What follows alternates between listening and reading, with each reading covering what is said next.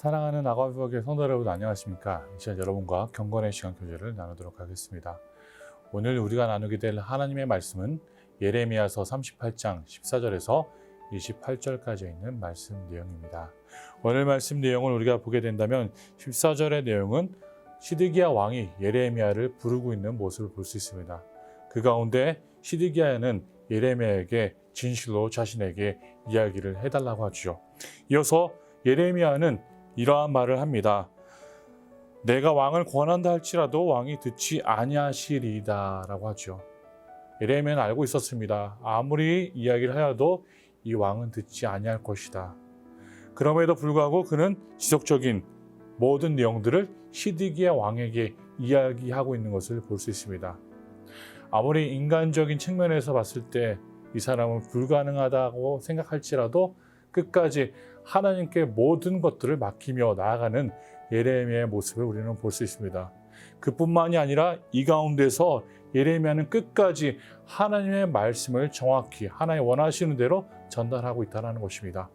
사랑하는 아과비박의 성도 여러분, 우리에게 꼭 이러한 부분들이 필요합니다. 하나님께 맡기는 것과 그리고 또한 하나님의 말씀을 온전히 우리가 전하는 것이죠. 이것이 우리의 삶에 모든 것을 투자할 만한 가치가 있다는 것을 우리는 다시 한번 기억해야 합니다. 이어서 오늘 말씀 18절은 이렇게 기록하고 있습니다. 네가 만일 나가서 바빌론의 왕의 고관들에게 항복하지 아니하면 이 성이 갈대아인의 손에 넘어가리니 그들이 이 성을 불사를 것이며 너는 그들의 손을 벗어나지 못하리라 하셨나이다.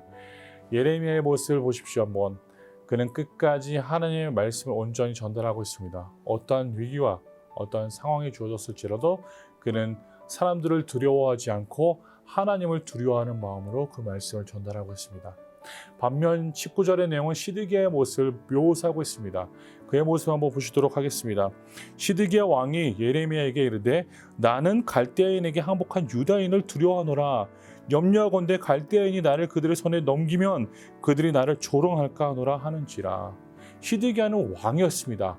왕의 권력으로 나라를 지키고 또한 백성을 다스려야 할 임무를 가지고 있었던 사람이었습니다. 그러나 그는 어떻게 지금 반응하고 있습니까? 나라를 생각하기보다는 백성을 생각하기보다는 자신을 챙기고 있는 그러한 모습을 볼 수 있다는 것이죠.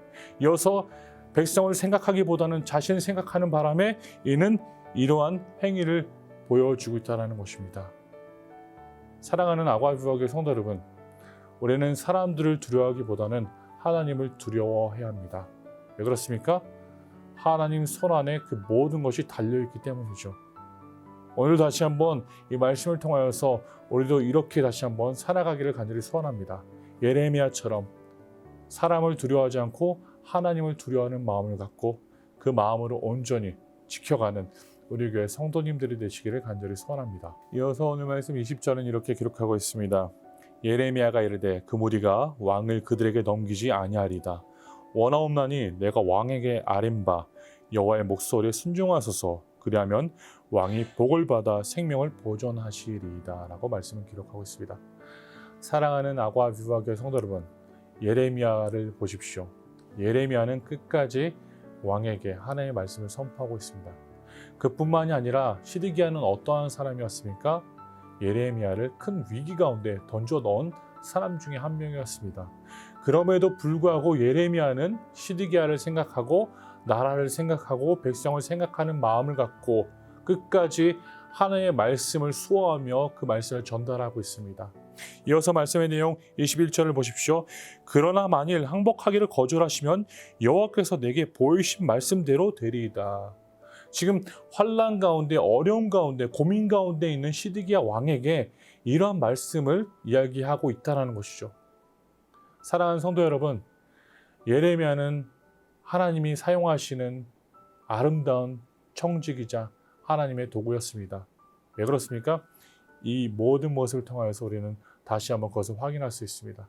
그는 끝까지 말씀을 붙잡고 시드기야에게, 그의 적에게 끝까지 말씀을 전달하며 설득시키려고 하는 그러한 모습을 우리는 다시 한번 말씀을 통해 보았기 때문입니다.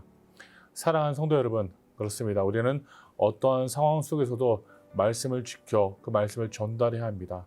그것이 우리의 적이 될 수가 있고 그것이 우리가 싫어하는 사람이 될 수도 있습니다. 그럼에도 불구하고 우리 말씀을 전하며 하나님의 뜻에 따라 순종하며 살아야 합니다. 이것이 우리의 온전한 삶이 되기를 간절히 소원합니다. 오늘도 축복된 하루가 되십시오.